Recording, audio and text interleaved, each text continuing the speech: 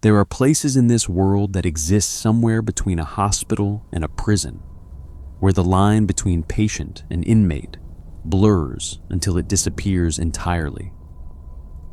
Behind reinforced doors, beneath the hum of fluorescent lights and the rattle of medication carts, there are people whose society has deemed too dangerous to walk free and too mentally ill to be held accountable for the things they've done. These are maximum security psychiatric facilities, and what happens inside them is far more disturbing than most of us would ever care to imagine. In the English county of Berkshire, about 40 miles west of London, there is a stretch of dense woodland and quiet country roads where the towns of Crowthorne and Sandhurst sit in what looks like unassuming rural calm. But anyone who lives in those towns will tell you that for over a century and a half, a sound has defined the rhythm of life there. A sound that children grew up knowing, that schools had emergency protocols for, and that could make a grown adult stop mid-sentence and look toward the tree line. It was a siren modeled on Second World War air raid warnings, a two-tone wail that meant one thing and one thing only, that someone had gotten out. The siren belonged to Broadmoor, and when it sounded, every school in the surrounding area locked its doors. Every teacher accounted for every child, and the community held its breath until a single tone all clear let everyone exhale. Broadmoor Hospital, originally known as the Broadmoor Criminal Lunatic Asylum, was completed in 1863 and designed by Sir Joshua Jebb, an officer of the Royal Engineers. It covered 53 acres within its secure perimeter and was intended from the very beginning to house the most dangerous individuals in England and Wales, people who had committed terrible acts, but who were judged to be too mentally unwell for conventional prison. The first patient admitted was a woman, brought in on the 27th of May, 1863, who had committed infanticide. Hospital records from that day described her simply as being feeble-minded, and modern analysis of her case suggests she most likely suffered from congenital syphilis. Male patients began arriving the following year, and within 5 years, the original plan of 5 blocks, 4 for men and 1 for women, was completed. By the turn of the 20th century, the hospital had already expanded, adding a 6th male block, and the overcrowding that would become a defining feature of psychiatric institutions everywhere was already taking root. From the very beginning, Broadmoor's administration struggled with a tension that would define it for generations. Was this a hospital or a prison? The answer, in practice, was both and neither. Patients were admitted under mental health legislation rather than criminal sentencing, which meant they were not technically prisoners, yet they lived behind high walls, passed through locked doors, and had their movements controlled by staff who often blurred the line between caretaker and guard. The hospital remained under direct control of the Home Secretary until 1948, when the Criminal Justice Act transferred it to the Department of Health and the newly formed National Health Service. This arrangement was later described in official reports as combining notional central control with actual neglect, a damning phrase that captured the reality of a facility that received attention primarily when something went wrong. And the question of security was not academic. In 1952, a patient named John Straffen escaped from Broadmoor.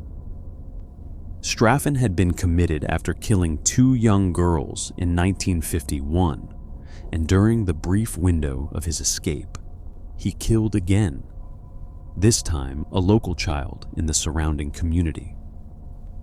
The horror of that incident led directly to the installation of the siren system, the air raid warning that would become Broadmoor's most recognizable feature. From that day forward, every school in the area was required to have procedures in place ensuring that no child was ever outside the direct supervision of a staff member during an escape alert. Straffen, meanwhile, was convicted of murder and sentenced to death, a sentence later commuted due to his mental state. He remained in prison for 55 years until his death in 2007, making him the longest-serving prisoner in British history.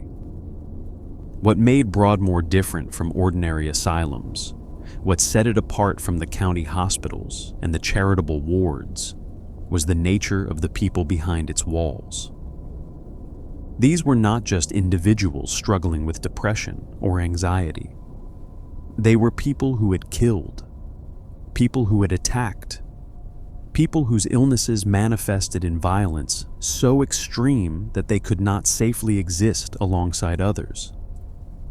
And as the decades rolled on, the names attached to Broadmoor grew darker and more infamous than anyone could have anticipated when those first stones were laid. Peter Sutcliffe, the man the press dubbed the Yorkshire Ripper, arrived at Broadmoor in March of 1984.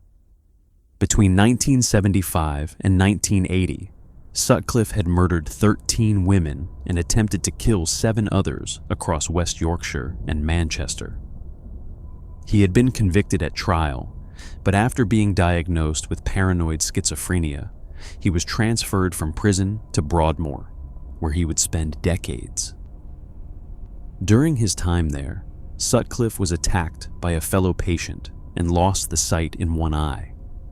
He appealed his whole life sentence in 2010, but the courts upheld it. In 2016, a tribunal ruled that he was mentally stable enough to return to prison, and he was moved to HMP Frankland in Durham, where he died of complications from COVID-19 in November of 2020. For over 30 years, one of Britain's most prolific serial killers had lived and been treated within those Broadmoor walls, and for much of that time, those walls were the only thing standing between him and the outside world. Then there was Ronnie Kray. Along with his twin brother Reggie, Ronnie Kray had run one of the most feared criminal organizations in London during the 1950s and 1960s. The Krays operated out of the East End, running protection rackets, committing armed robberies, and eventually murder.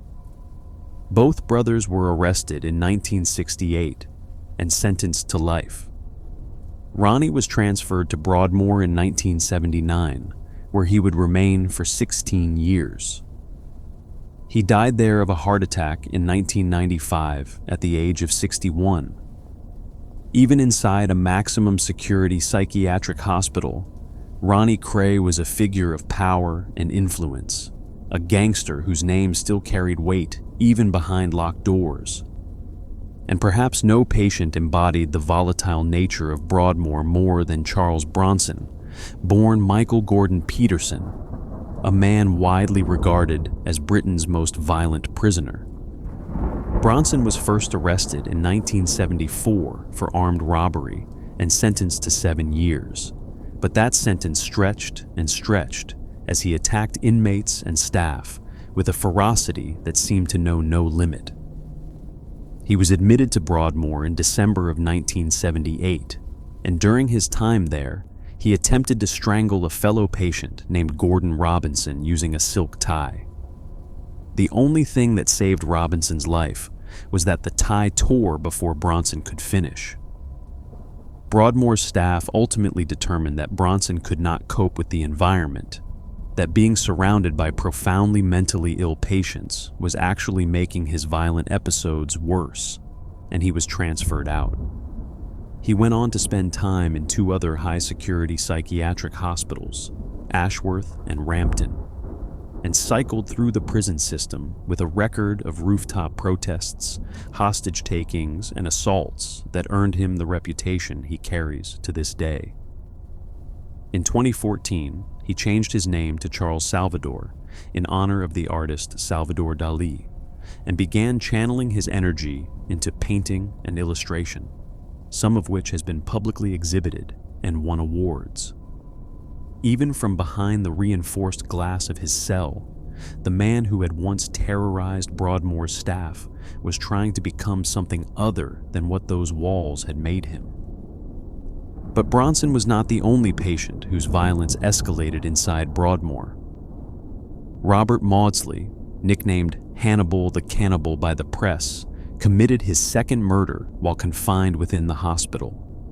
Originally convicted for killing a man who had sexually abused children, Maudsley was sent to Broadmoor for treatment. But the environment did not contain his violence. It redirected it. After killing a fellow patient inside the facility, Maudsley was transferred to Wakefield Prison, where he killed 2 more inmates in a single day.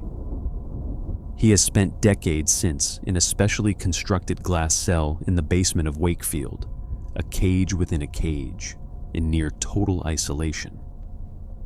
Then there was Graham Young, who had been fascinated with poisons since childhood. As a teenager, he experimented on his own family, and his stepmother died as a result of his poisoning. Young was sent to Broadmoor at the age of 14, where he remained for 9 years. During his confinement, rather than being rehabilitated, he spent his time studying medical journals, deepening his knowledge of toxic substances. After his release, he obtained employment at a photographic supplies laboratory, where he proceeded to poison at least 70 of his co-workers, 2 of them fatally. His case became a damning indictment of the system's ability to assess whether a patient had truly recovered or had simply learned to appear as though they had. The old Victorian buildings of Broadmoor, with bars on the windows and rooms that patients themselves called cells, were replaced in 2019 with a modern facility described by former staff as bright and open. But the legacy of those original wings lingers. The surrounding woodland, known locally as Broadmoor Woods, has long been a source of unease. People who walk through the dense thickets after dark have reported hearing sounds they cannot explain, voices that seem to come from nowhere, and there is a persistent local legend of a tall, stooped figure with a badly mutilated face who has been seen lurking among the trees, watching visitors from the shadows. Whether those stories are real or the product of generations of fearful imagination, one thing is certain.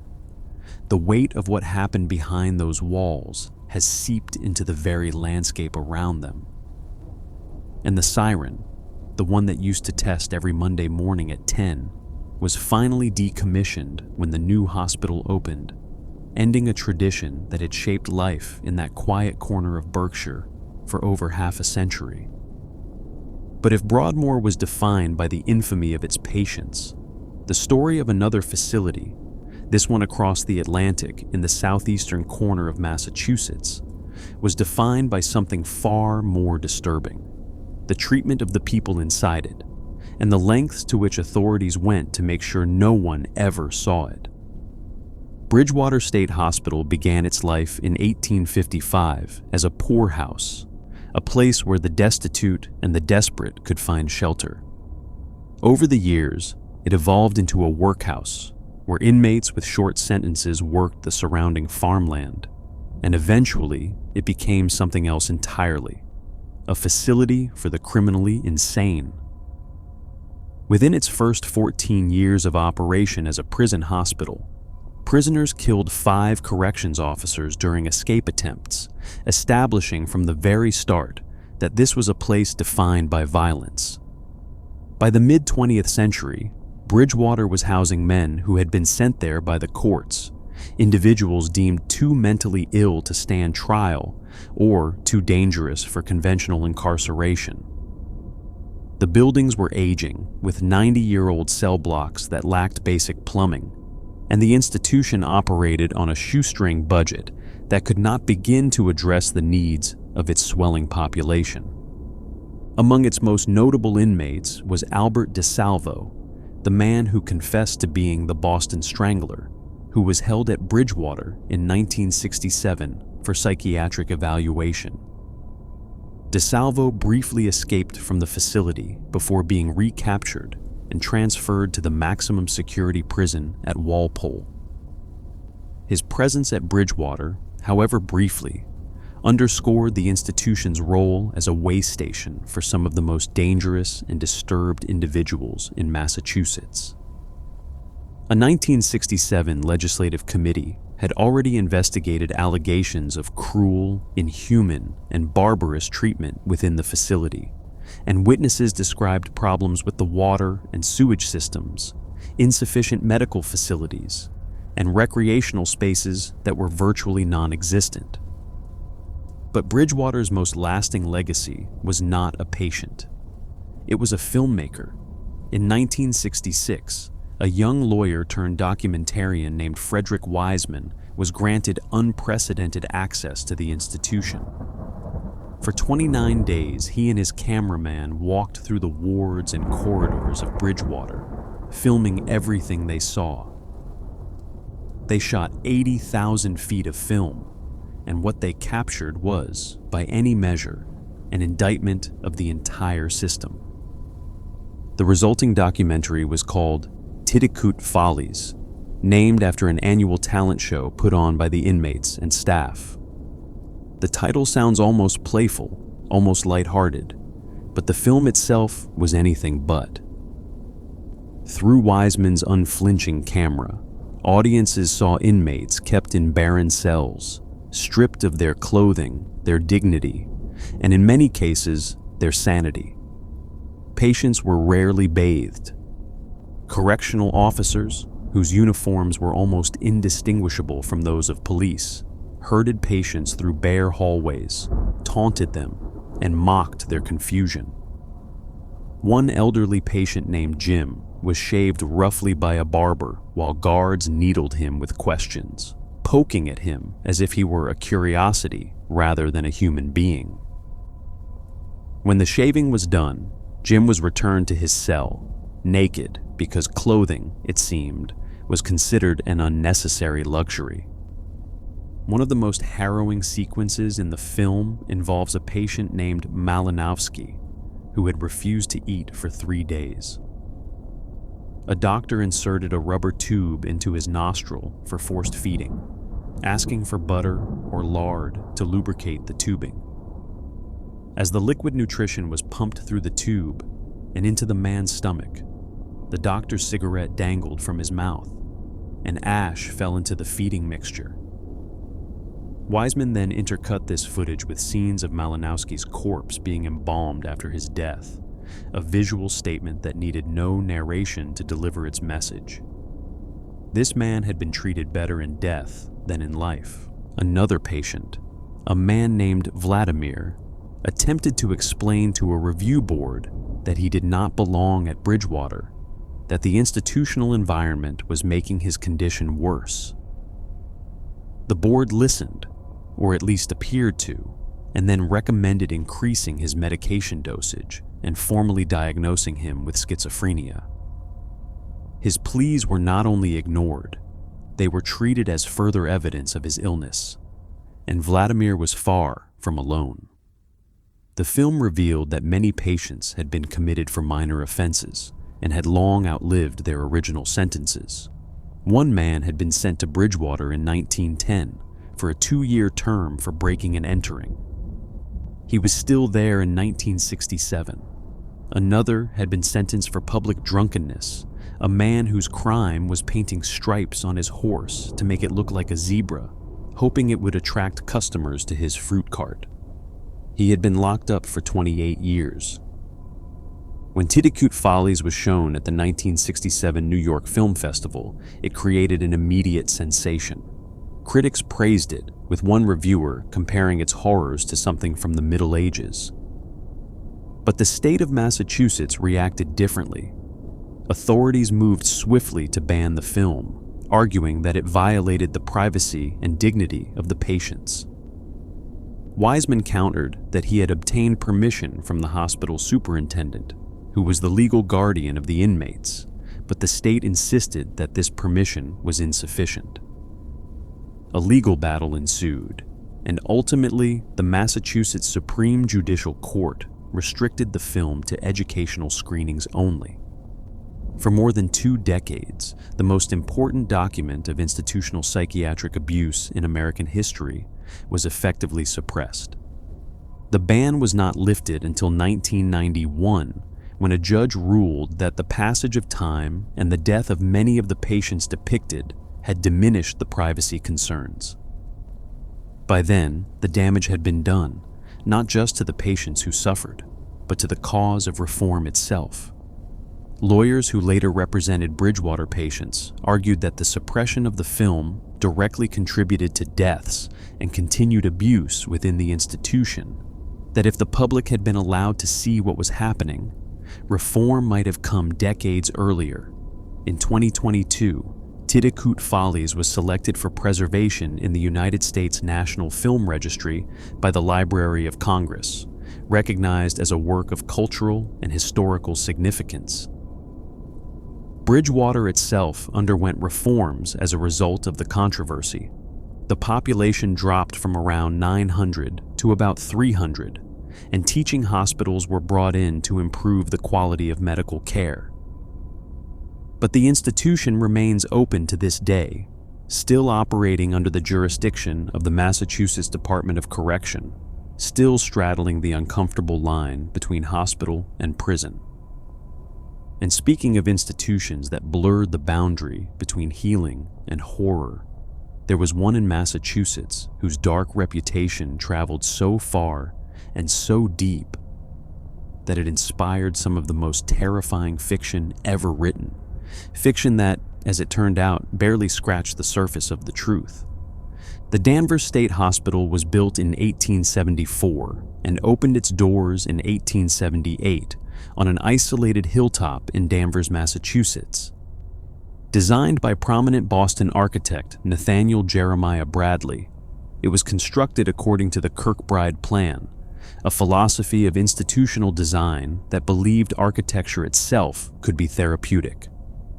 The building spread outward in a bat wing formation, its radiating wings meant to draw in fresh air and natural light, its vast grounds meant to give patients access to open space, farmland, and the kind of calm natural setting that was thought to ease troubled minds. The original design was intended to house 500 patients, with additional attic space that could accommodate a few hundred more in a pinch. For a time, the hospital was considered a model of modern mental health care, a beacon of how the mentally ill should be treated in a civilized society. But the land itself carried a darker history. The hilltop on which Danvers was built had once been the property of John Hathorne, one of the most notorious judges who presided over the Salem witch trials.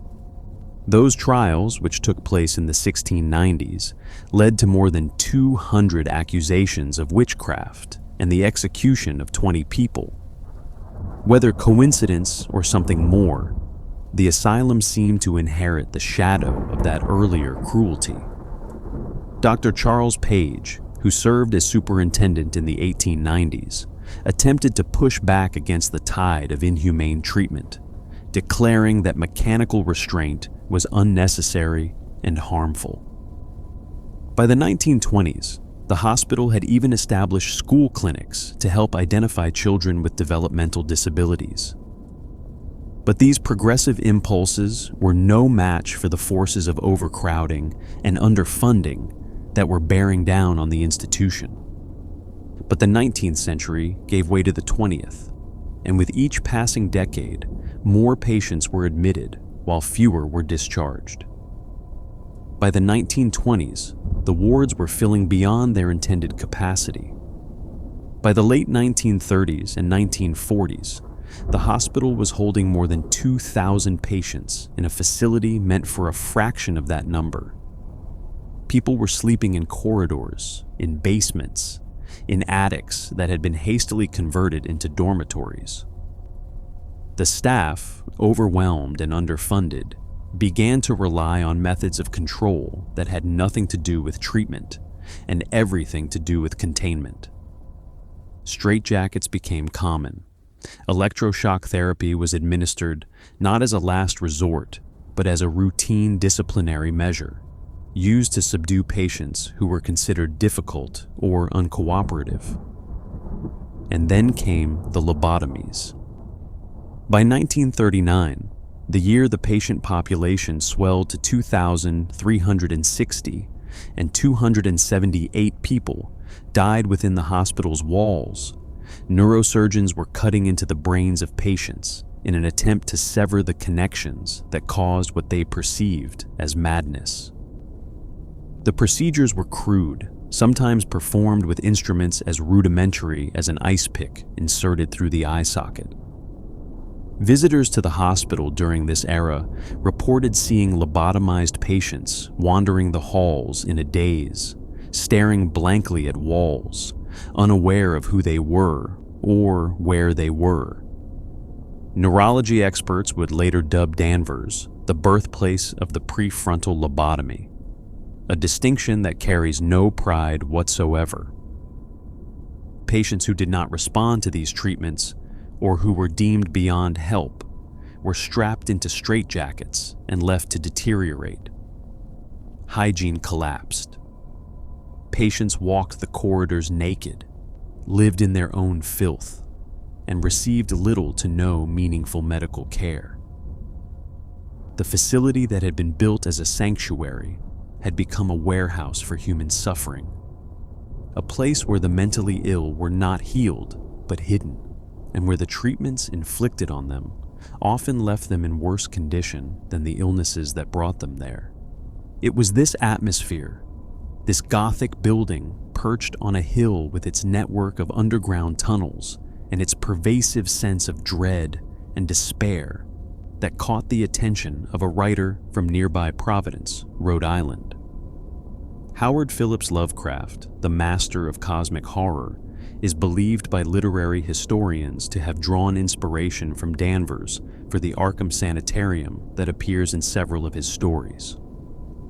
In his 1933 story, The Thing on the Doorstep, Lovecraft describes the sanitarium in terms that echo the oppressive, inescapable atmosphere of Danvers.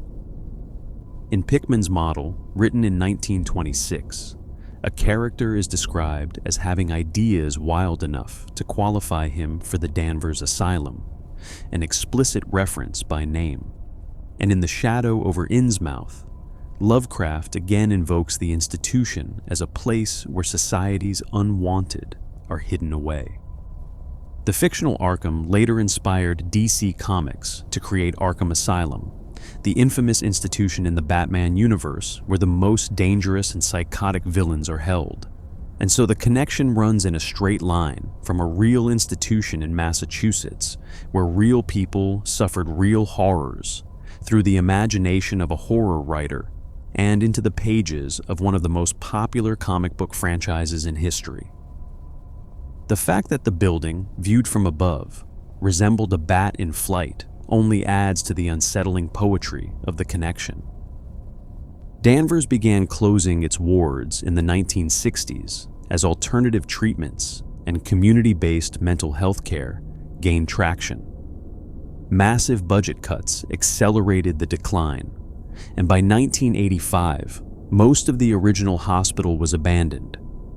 The entire campus was shut down in 1992, and the building sat empty and decaying for over a decade, attracting urban explorers, ghost hunters, and filmmakers. The 2001 horror film Session 9 used the derelict building as its primary location.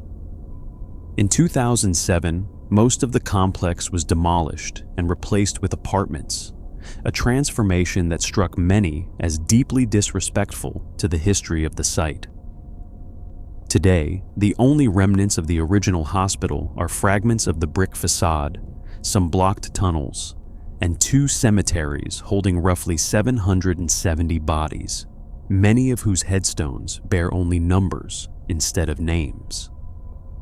From a hilltop in Massachusetts to a riverbank in New York's Hudson Valley, the story of maximum security psychiatric institutions continued with another facility that became synonymous with a different kind of abuse, one where money, power, and legal maneuvering could twist the system into something barely recognizable as justice. Matteawan State Hospital for the Criminally Insane was established in 1892 in the village of Matteawan, now part of the city of Beacon in Dutchess County, New York.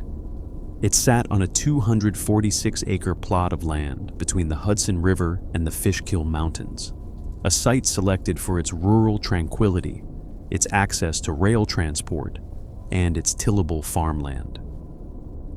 The architect, Isaac Perry, who was known for his work on the New York State Capitol, designed the main building to accommodate 550 patients, with an emphasis on light and ventilation. From the outside, it was a stately institution surrounded by rolling green hills and open fields. From the inside, it was a holding pen for people the legal system did not know what to do with. The hospital's most infamous early resident arrived in February of 1908. His name was Harry Thaw, and his story was one of the most sensational of the early 20th century. Thaw was the heir to a multi-million-dollar Pittsburgh fortune built on coal and railroad investments. He was also, by most accounts, mentally unstable, prone to violent outbursts, and consumed by an obsessive hatred of Stanford White, one of the most celebrated architects in America.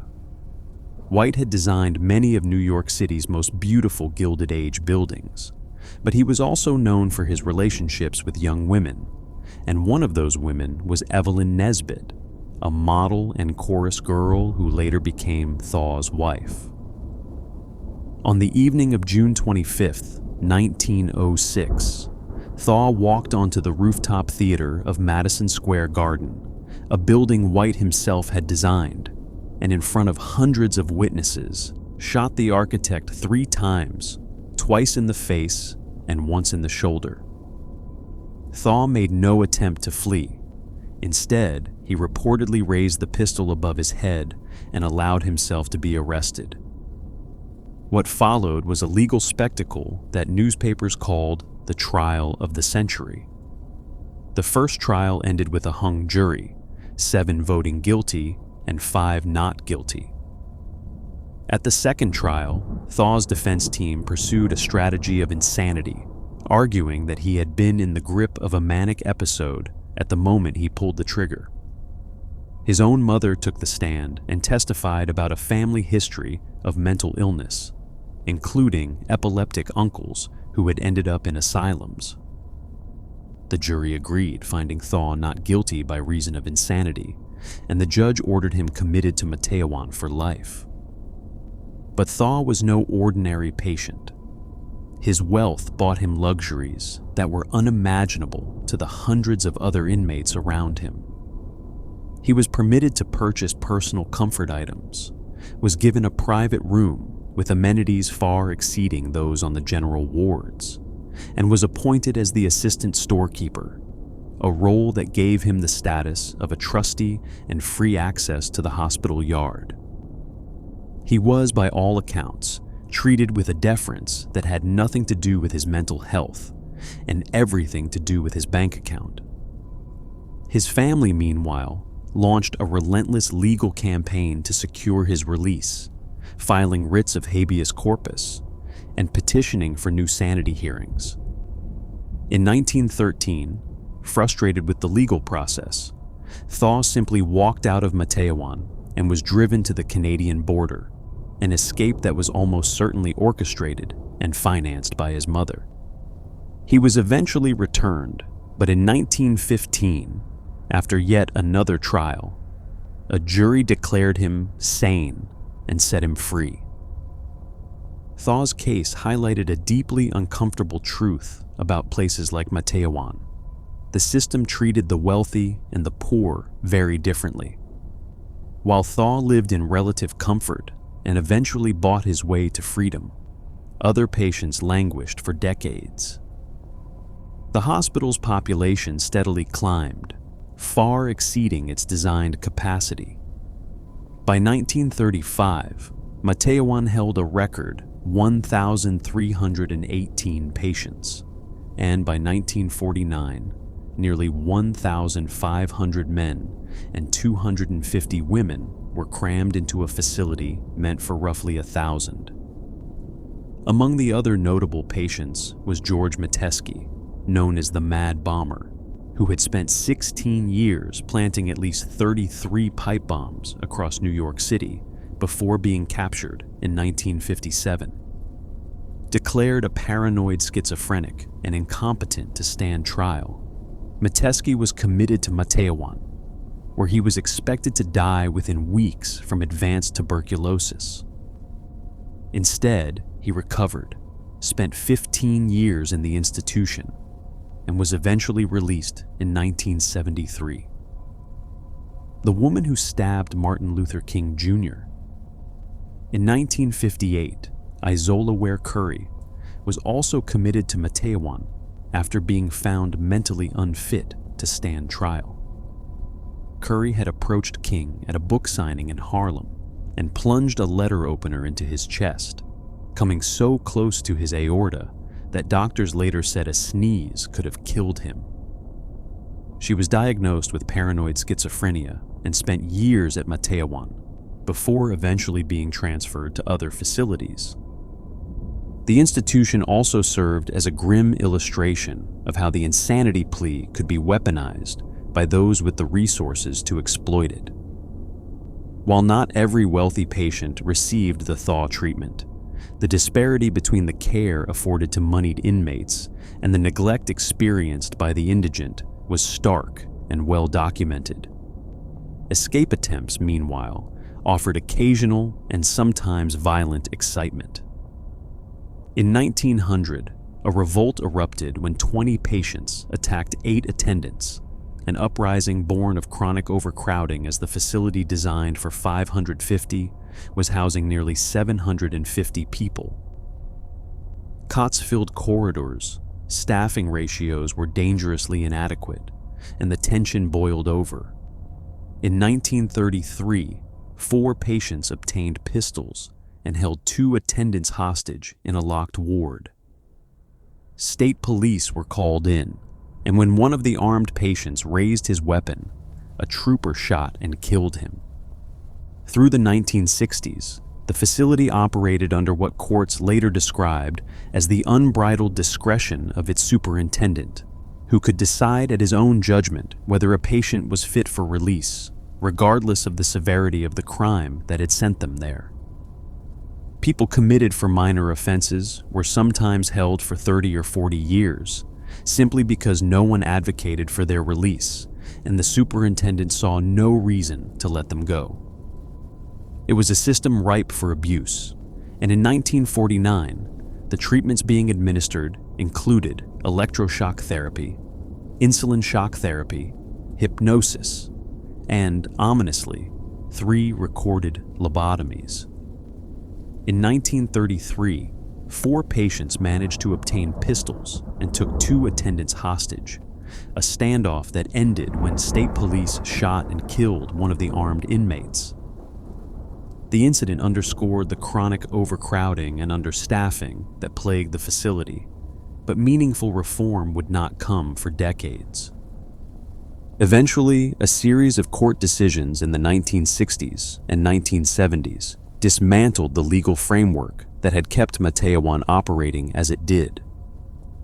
Courts ruled that patients could not be held beyond their maximum sentences, that commitments required proper hearings, and that mentally ill defendants could not be housed alongside convicted criminals without a jury finding of dangerousness. The hospital's population drained away. In 1977, Matteawan's function was transferred to the Central New York Psychiatric Center, and its grounds were absorbed into the Fishkill Correctional Facility, where they remain today.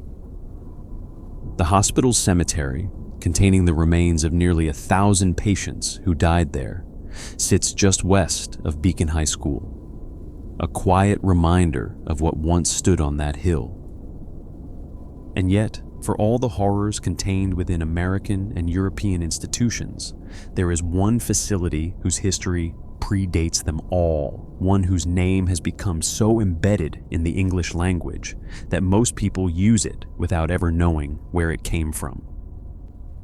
Bethlem Royal Hospital, originally known as the Priory of the New Order of Our Lady of Bethlehem, was founded in 1247 in the city of London during the reign of Henry III.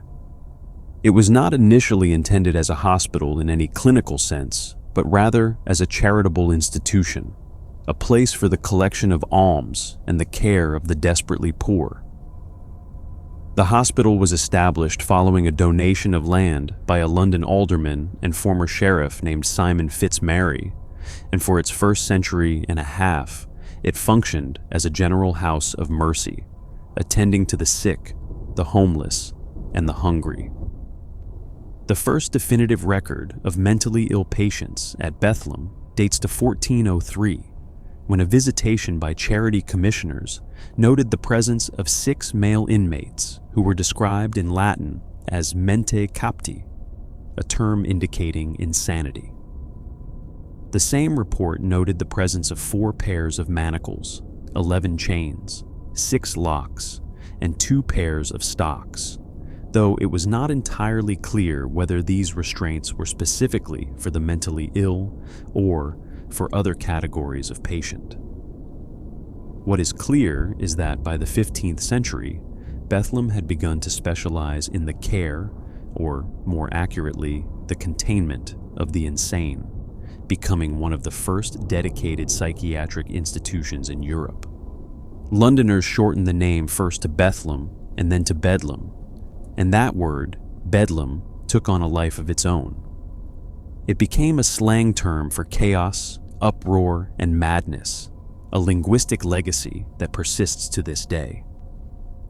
And the reason Bedlam became synonymous with disorder was not simply because of the patients within its walls, but because of what was done to them and who was allowed to watch. Beginning as early as the 16th century, the administrators of Bethlem discovered that there was money to be made in allowing the public to visit the wards. What began as an appeal for charitable donations quickly became something far darker.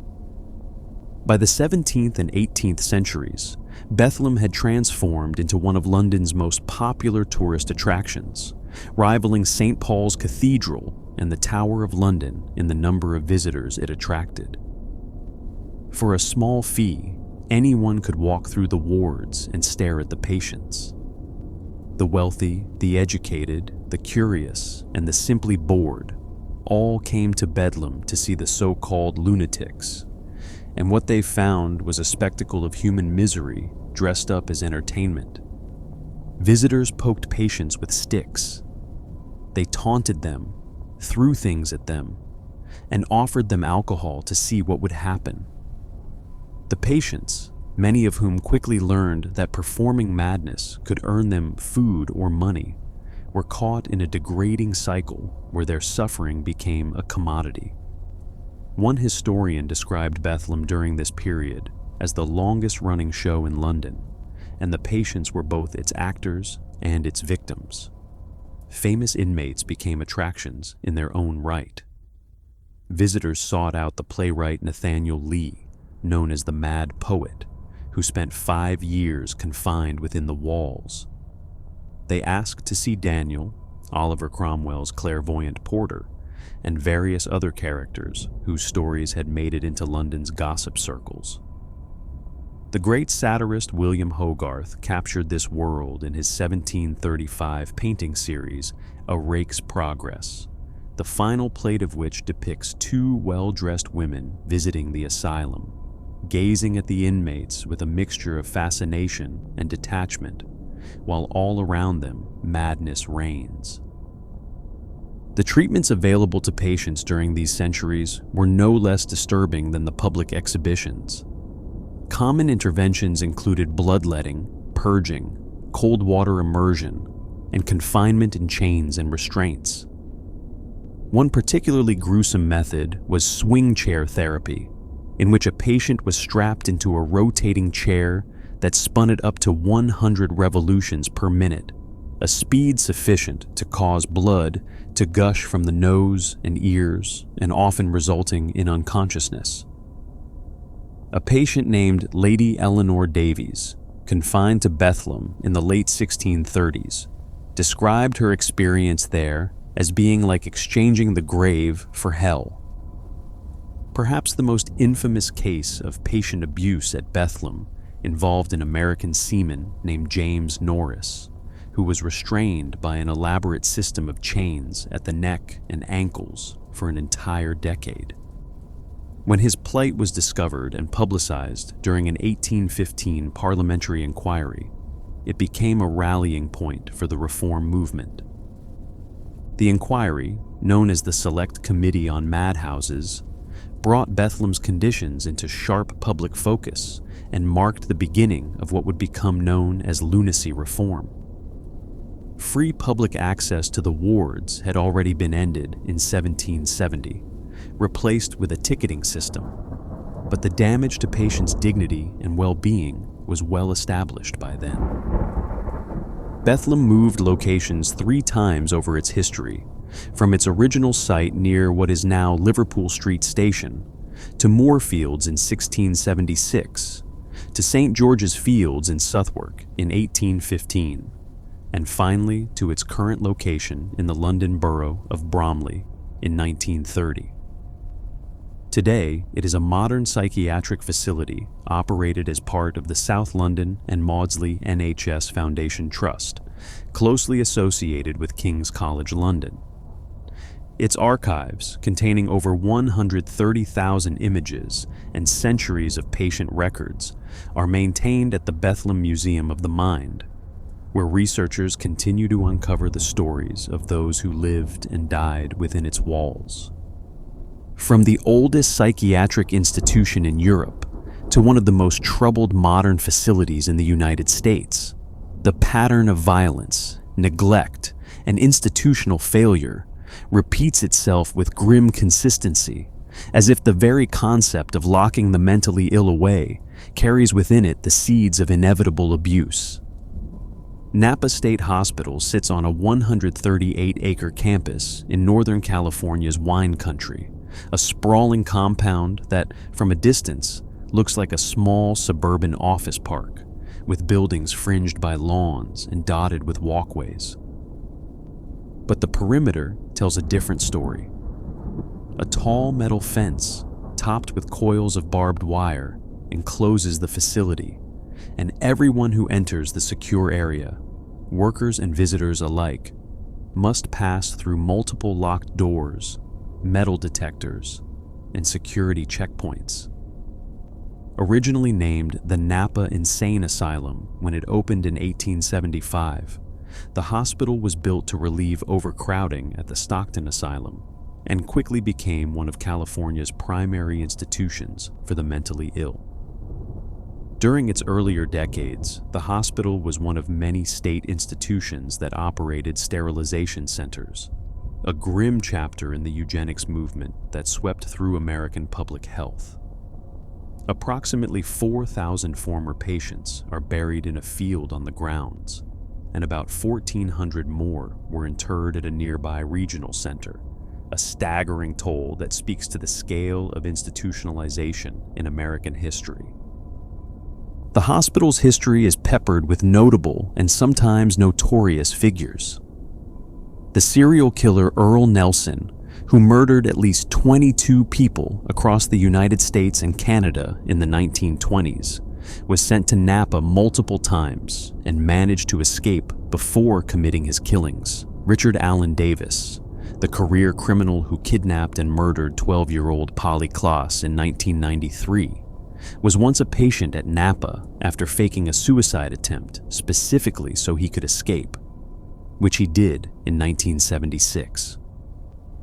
The artist Sarah Catherine Arledge was forcibly committed to the hospital by her husband in 1956, one of many cases that illustrated how easily the system could be abused to confine individuals who posed no genuine threat.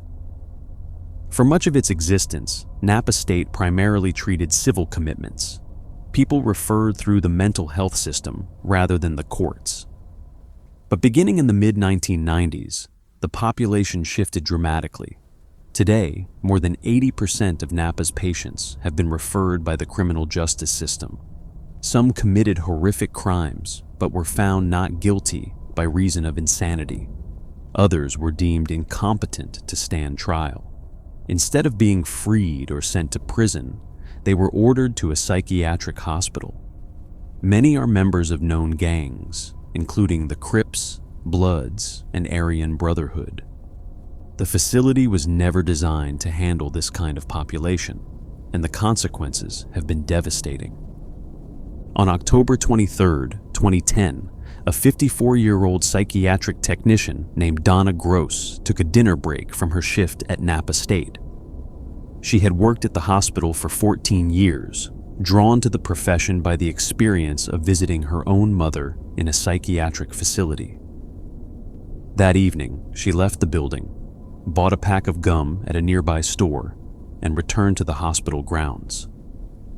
Somewhere between the buildings, she was ambushed by a 37-year-old patient named Jess Willard Massey.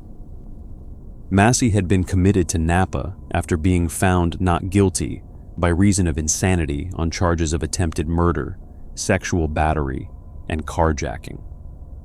Like many patients at the facility, he had a grounds pass that allowed him to wander the campus unsupervised. According to testimony presented at his preliminary hearing, Massey grabbed Gross, demanded her valuables, and proceeded to strangle her over the course of roughly 5 minutes. He stuffed material into her mouth to prevent her from screaming. He stole her jewelry, her gum, and less than $2 in cash. Her body was found roughly 2 hours later on a patio between two buildings. The items taken from her were later recovered in Massey's room. He was arrested that same night and ultimately pleaded no contest to murder, receiving a sentence of 25 years to life in state prison. The killing of Donna Gross sent shockwaves through the Napa State community and exposed systemic failures that staff had been warning about for years. At the time of her murder, employees carried personal alarms, but the alarms only worked inside the buildings, not outside, where Gross was killed. Workers had been filing complaints for years about the lack of security from patients who walked around freely, patients who had been judged by the criminal justice system to be mentally ill, and who, as workers pointed out, did not have to worry about legal consequences for their actions. In the aftermath, the hospital implemented a new personal alarm system with GPS capability, added more hospital police officers, and restricted the ground's access privileges of potentially dangerous patients. But the violence did not stop. In the year 2014 alone, patients at Napa State committed more than 1,800 physical assaults. Staff members reported that the personal alarm tags were pulled 11 to 17 times every single day. One psychiatric technician gave tearful testimony before the State Senate Health Committee, describing how a patient had tripped her in a stairwell, pinned her to the floor, and attempted to assault her. A patient named Sean Bracken, who had been at Napa for nearly 20 years, was beaten so severely by a fellow patient in 2014 that his head was slammed into a wall hard enough to leave hair embedded in the drywall. He required emergency brain surgery and was left with permanent disabilities. A federal investigation found that staff often failed to intervene in assaults, failed to report incidents, and failed to address the behavior of known aggressors. On one ward, a patient was strangled to death by his own roommate. On another, a man hanged himself using a radio cord on the same ward where another patient had taken his own life just 1 month earlier. A psychiatrist who worked at Napa put it simply, "Violence is part of the daily life at Napa." Another staff member offered a different perspective, calling her work there a Jesus job, because the patients, however dangerous, however criminal, still deserve treatment and dignity. From the violent wards of a California psychiatric hospital, we travel now to a place where the abuse was not a failure of the system, but the system itself, where psychiatry was not used to heal minds, but to break them, and where the crime that earned you a diagnosis was not violence or madness, but the simple act of thinking for yourself. The Serbsky State Scientific Center for Social and Forensic Psychiatry, commonly known as the Serbsky Center, sits in Moscow, Russia, and has served as the country's primary institution for forensic psychiatric evaluations since its founding in 1921. Named after the Russian psychiatrist Vladimir Serbsky, the center was initially established to assist criminal courts in determining the mental fitness of defendants. On paper, its mission was straightforward. In practice, it became one of the most powerful instruments of political repression the Soviet Union ever devised.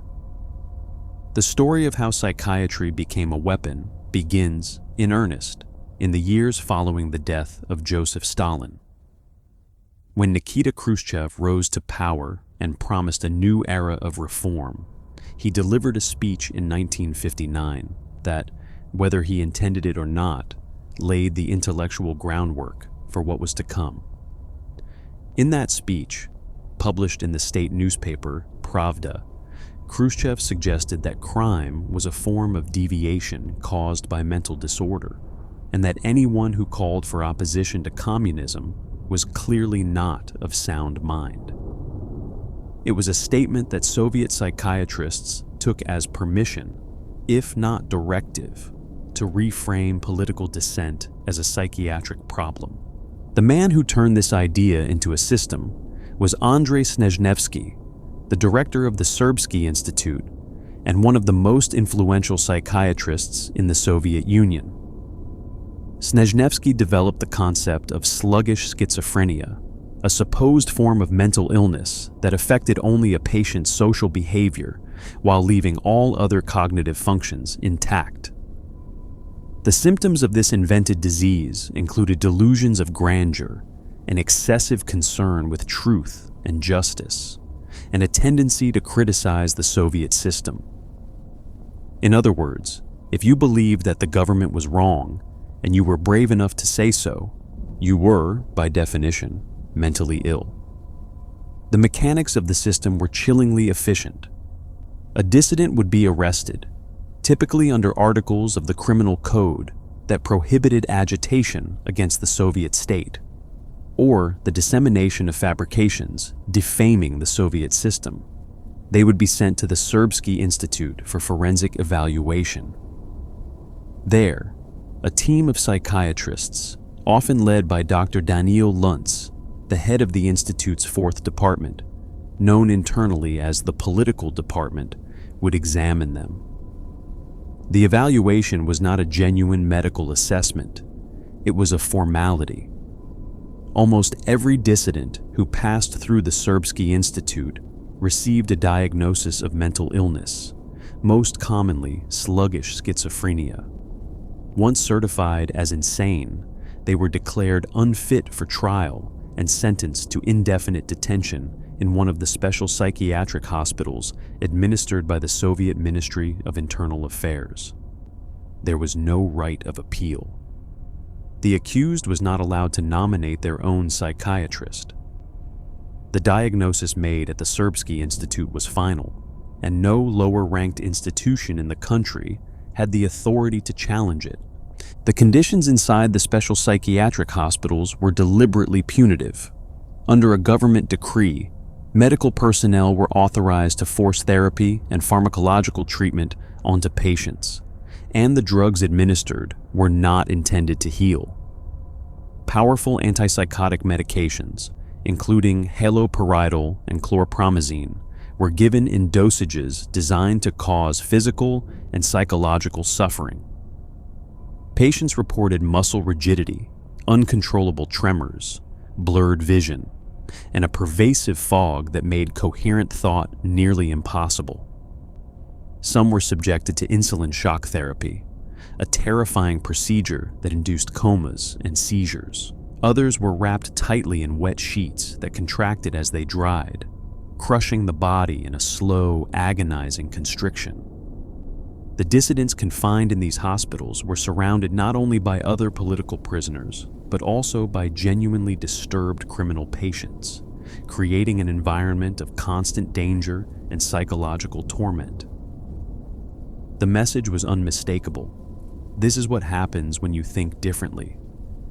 The logic underpinning the entire system was rooted in Soviet ideology.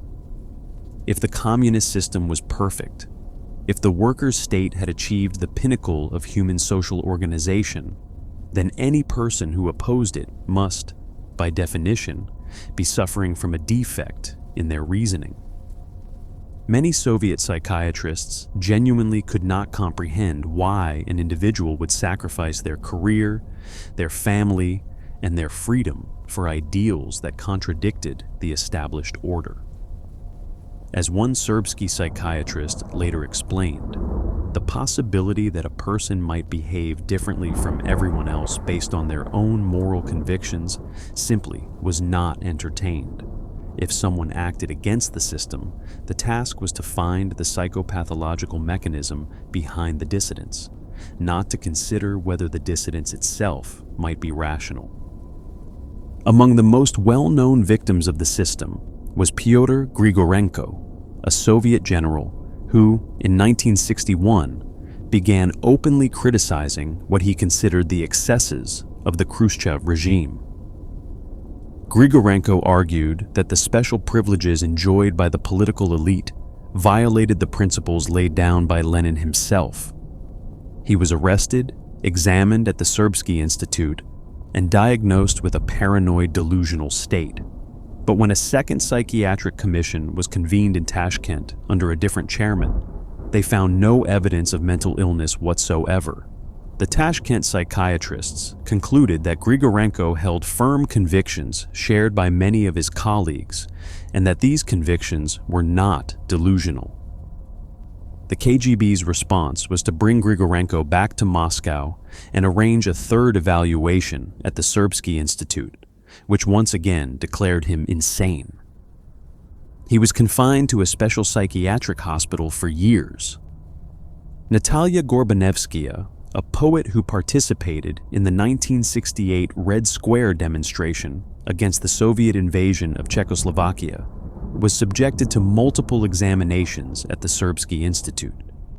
Each time, the diagnoses shifted: first psychopathy, then schizophrenia, then back again, as if the psychiatrists were searching for whatever label would stick long enough to justify her confinement.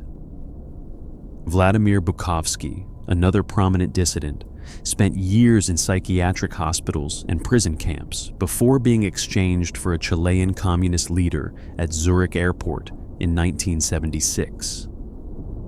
In 1974, while still incarcerated, Bukovsky co-authored A Manual on Psychiatry for Dissidents with psychiatrist Semyon Gluzman, providing instructions on how to behave during psychiatric evaluations to avoid being declared insane. The manual was circulated in secret and translated into multiple languages. The scale of the abuse was staggering. A statistical analysis revealed that the percentage of politically accused individuals diagnosed as mentally ill at the Serbsky Institute was more than 40 times higher than the rate among ordinary criminal offenders. The attention paid by Soviet psychiatrists to political prisoners was wildly disproportionate, a mathematical confirmation of what dissidents had been saying all along. The system was not diagnosing illness, it was manufacturing it. International condemnation eventually forced the Soviet psychiatric establishment into a corner. In 1983, the Soviet Union withdrew from the World Psychiatric Association rather than face expulsion over allegations of political abuse. It would not rejoin until 1989, after promising reforms. Following the collapse of the Soviet Union, the Serbsky Center underwent changes. The the rooms where dissidents had been confined were converted for the treatment of substance abuse. The center's leadership publicly denied that political abuse had ever occurred, with one psychiatrist dismissing the entire concept as a fantasy invented by people defending totalitarian sects. But as recently as 2013, the Serbsky Center was involved in the case of Mikhail Kozenko, who was arrested for participating in a protest at Moscow's Bolotnaya Square. After a single brief conversation, Serbsky experts declared him dangerous and recommended compulsory treatment, a conclusion that independent observers called deeply questionable. In 2014, an artist named Petr Pavlensky sat naked on the roof of the Serbsky Center and cut off his own earlobe in protest against what he called the continued practice of punitive psychiatry, a dramatic and disturbing act that placed the institution's legacy back in the public eye. And so these places, from the Victorian blocks of Broadmoor to the desolate wards of Bridgewater, from the lobotomy rooms of Danvers to the gilded confinement of Matteawan, from the public spectacle of Bedlam to the daily violence of Napa and the political machinery of the Serbsky Center, all share a common thread. They are places where society sent the people it could not understand, could not fix, and could not bear to look at. They are places where the best of intentions rotted into the worst of outcomes, where the line between treatment and punishment dissolved, and where the people who were supposed to be cared for became instead the people who were forgotten. If you found this video informative, or if any of these stories stayed with you, please consider giving it a like and subscribing to the channel. Your support helps us continue telling the stories that deserve to be heard. Until next time, stay safe and stay curious.